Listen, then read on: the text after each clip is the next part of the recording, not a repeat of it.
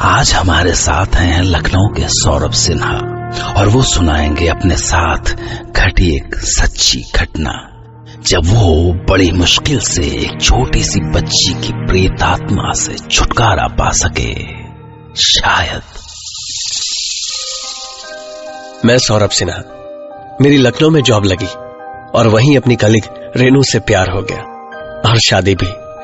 पर हम 7 साल में किराए का घर बदल बदल के परेशान हो गए थे, सो हमने लोन करा के एक सुंदर सा 2 बेडरूम हॉल का फ्लैट खरीद लिया।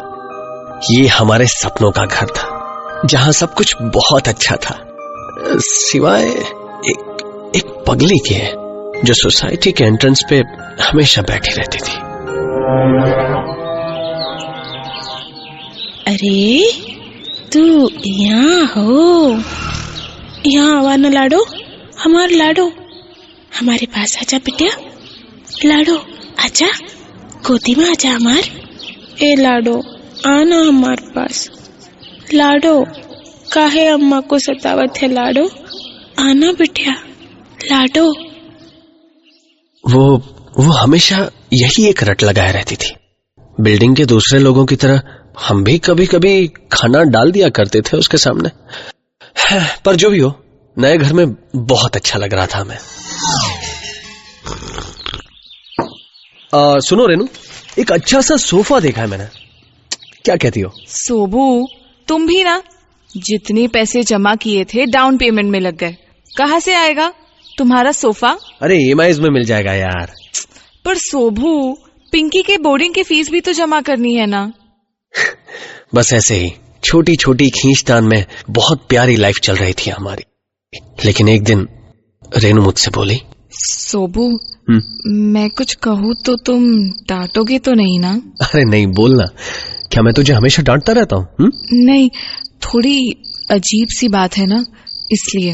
अब बोल भी दे यार। एक्चुअली मुझे ना रात में किसी बच्चे की रोने की आवाज सुनाई देती है। क्या बोल रही हो? अरे यार, तुम औरतों का इंट्यूशन भी ना। हमारी बच्ची को कोई तकलीफ नहीं है हॉस्टल में, बेस्ट बोर्डिंग स्कूल में है वो। नहीं यार सोबू, मैं क्या पिंकी की आवाज पहचानती नहीं हूँ क्या? ट्रस्ट मी, वो किसी और बच्ची की आवाज थी। तो क्या शादी से पहले की भी कोई बेटी है क्या तेरी? है? तुम्हारी तो। अरे रुको, कहाँ भाग के जाओगे? अरे छोड़ो, अरे मजाक कर रहा था भाई। रुको। अरे दिल पर अरे लग गई। मैंने हंसी में टाल दिया, बात आई गई हो गई। लेकिन एक रात अचानक मेरी नींद खुली तो मुझे भी वही रोने की आवाज सुनाई दी।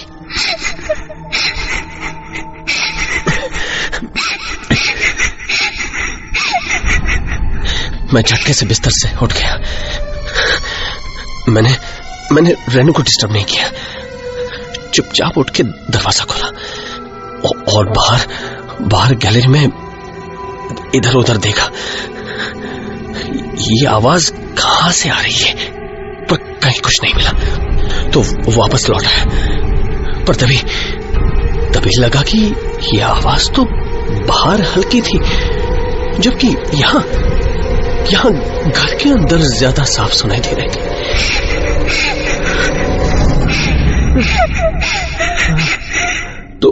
तो रेनू सही कह रही थी। मैंने अंदर जाकर रेनू को जगाया। रेनू उठो, रेनू। क्या सोबू, सोने दो ना, कल सुबह ऑफिस जाना है। रेनू देख, सुन, वही आवाज आ रही है। कौन सी? हाँ, तुम्हें भी सुनाई दी? हाँ। यही तो मैं कह रही थी, कहाँ से आती होगी ये आवाज सोबू? तुम डरना मत। एक बात बताऊं? क्या? मैंने बाहर जाकर हर जगह देख लिया, पर ये आवाज शायद हमारे घर से ही आ रही है। नहीं, ऐसे मत बोलो सोबू। नहीं रेनू, मैंने कहा था ना, डरना मत। पर हमारे घर में ही क्यों सोबू? कौन है वो, क्या चाहती है? उस दिन तो कुछ देर में वो आवाज आनी बंद हो गई, पर एक रात जब हम डिनर कर रहे थे, ये क्या, और लो ना। नहीं यार, बस बहुत हो गया। अरे हाथ हटाओ। अरे बस बहुत हो गया, पेट भर चुका है। ये क्या हुआ सोबू? क्या हुआ? अरे बोलो ना, क्या हुआ? वो देखो वहां, जैसे कोई सोफे पे बैठा है। वो अभी आया। हाँ, लग रहा है जैसे कोई बच्चा लेटा हो। उस छोटी सी बच्ची के लेटने के निशान है उस पर। कौन है वो सोबू? अब तो हमारे घर में हमारे सामने घूमती है। मुझे नहीं रहना इस घर में। स्टॉप यार, कहाँ जाएंगे हम? और इस घर का क्या करेंगे? रेनू, हमारी हालत ऐसी नहीं है कि हम दूसरा घर किराए पे भी ले पाए। समझने की कोशिश करो रेनू। फिर एक संडे को मैं ऐसे ही बालकनी में बैठा हुआ था। सर्दियों की धूप अच्छी लग रही थी कि तभी शायद मुझे झपकी आ गई होगी, या पता नहीं, मेरी आंखों के सामने जैसे कोई बच्ची दिखी। सांवली सी, गंदी सी, बदन पे कोई कपड़े नहीं, सिर्फ कमर पे बंधे काले धागे में लटकता हुआ चांदी का छोटा सा घुंघरू।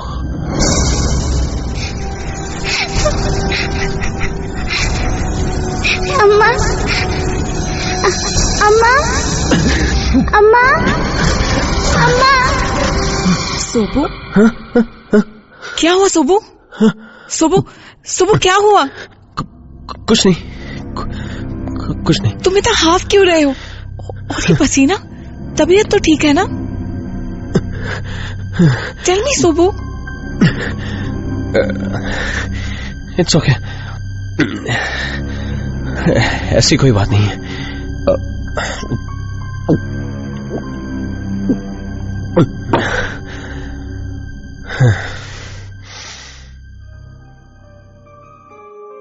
रेनू बहुत डर गई थी, इसलिए मैंने उसे ये बात नहीं बताई।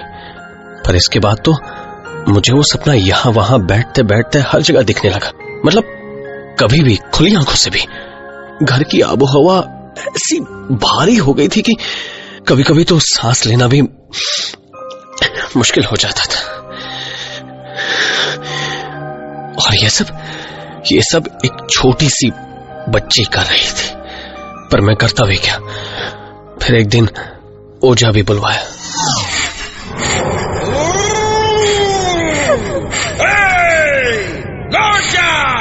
लौट जा इस घर से। छोड़ दे इस घर को, छोड़ दे। चली जा, नहीं तो बंद करके पेटी में डाल दूंगा।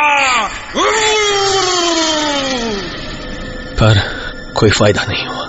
एक दो दिन की राहत, उसके बाद फिर वही सब शुरू हो गया। हार कर मैंने रेनू को कुछ दिन के लिए उसकी माँ के पास भेज दिया। फिर एक रात कुछ आवाज आई। मैं भागकर रूम से बाहर गया। और आज मैं पहली बार उसे साफ साफ देख रहा था। और आज इस बार रोने की आवाज नहीं थी।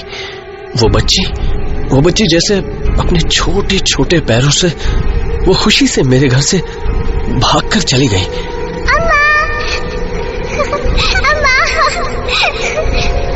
मैं भी उठकर तेजी से बाहर की ओर लपका। पर मैंने बाहर जो देखा था वो देखकर यकीन नहीं हुआ। वो पगली औरत गैलरी के एक कोने में अपने हाथ फैलाए उस छोटी सी बच्ची को बुला रही थी। यहाँ आओ हमारी लाडो बिटिया, अम्मा के पास आओ। मेरी प्यारी बिटिया, लाडो बिटिया, आजा अम्मा के पास। मेरी प्यारी बिटिया। और वो बच्ची भागती हुई गई और उसकी गोद में समा गई। ये कोई सपना तो नहीं था। वो पगली एक जिंदा औरत उस बच्चे को गोद में कैसे उठा सकती थी? लाडो बिटिया, मेरी प्यारी बिटिया। और फिर वो सीढ़ियों से सीधी ऊपर चली गई। जाने क्यों, पर उस रात मुझे बहुत चैन की नींद आई। बहुत दिनों बाद मैं चैन से सोया। और जब मैं सुबह उठा तो नीचे से लोगों की आवाजें आ रही थी।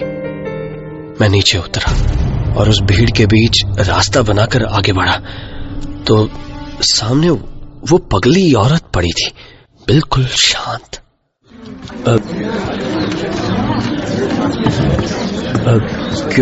क्यों भाई, कब और कैसे हुआ? सुबह निकला तो देखा यहाँ पड़ी हुई थी। रात में शायद ठंड में मर गई होगी। ये सब जो मैंने देखा था सुबह और रात को, उससे मेरा दिमाग चकरा गया था। पर शाम को मेरी पास की ही ए ब्लॉक की बिल्डिंग में एक बुजुर्ग से बात हुई। वो बहुत वक्त से वहां रहते थे। कौन थी ये पगली, जानते हैं आप? मजदूर थी। जब यहाँ काम चल रहा था सी, डी और ई ब्लॉक का, तो बहुत सारे बिलासपुरी लेबर काम कर रहे थे इस साइट पे। उन्हीं में से एक थी। इसकी एक छोटी सी बच्ची गड्ढे में गिर के मर गई थी। अरे कैसे हुआ था ये? अपनी ही माँ के आंखों के सामने। उस वक्त उसकी माँ बिल्डिंग में काफी ऊपर चढ़ी हुई थी, काम कर रही थी। तब यहाँ काफी सुनसान रहता था। आसपास जंगल झाड़ियां सी थी। मैं यहीं इस बालकनी के बाहर देख रहा था। मैंने देखा वो बच्ची रोती रोती अपनी माँ को ढूंढती हुई जा रही थी। अम्मा, अम्मा, अम्मा,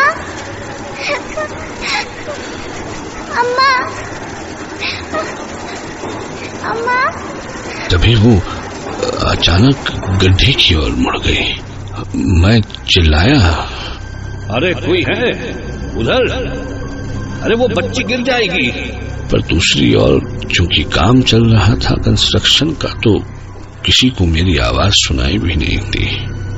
पता नहीं क्यों, पर वो एकदम से गड्ढे के पास आ गई।